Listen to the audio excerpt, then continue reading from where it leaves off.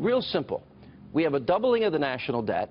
We have millions more in poverty and on food stamps. Labor force participation lowest in all of these years. You have the worst recovery since the 40s, if you want to even call it a recovery. Lowest home ownership in 51 years.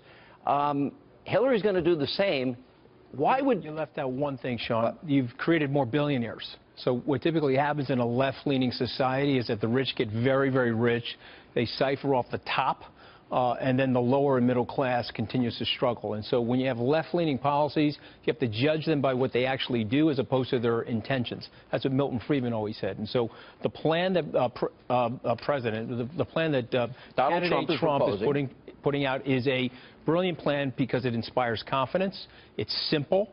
It's easy to understand for the small business person, and it'll give people the opportunity to start consuming again, which will drive the consumption clock and growth in the United States. Dan, let's look at what Trump laid out today. We'll put it up on the screen. 15% corporate tax. I also like the idea of all these multinational corporations. There's not millions, there's not billions, but there's trillions of dollars parked overseas that they won't bring back to this country because of the confiscatory taxation that they would face if they brought that money back. You lower the rate, you incentivize them to bring it back. That means they'll invest in research and development. They'll invest in manufacturing centers. They'll invest in factories. That's jobs for Americans. All right, 15% corporate tax, end the death tax, renegotiate some bad trade deals like NAFTA, stop TPP, repeal and replace Obamacare. Hopefully competition will lower the amount of money families are now paying, up nearly $5,000 a year, and lift energy restrictions. How many jobs can be created in the energy field alone, high-paying jobs, and we have the benefit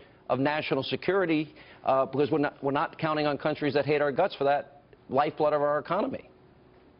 Sean, everything you say is 100% accurate. The jobs are in the hundreds of thousands, if not millions. One thing I'd like to say about Trump's speech today.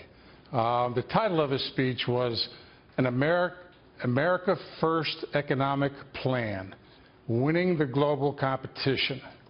That's very key, because what he has proposed in the four main principal areas he focused on of taxes, trade, regulatory reform, and energy is all designed to work together to improve our ability to compete in the global economy.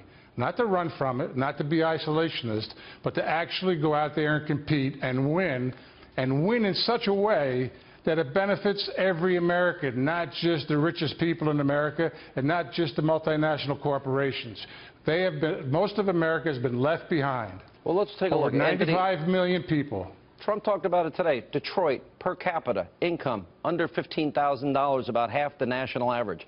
40% of their city residents live in poverty, over 2.5 times the national average, Anthony. The unemployment rate, more than twice the national average. Half of all Detroit residents don't work. This is one of our greatest cities. You look at Detroit, Baltimore, all Democrat run, and those cities tend to still vote Democratic.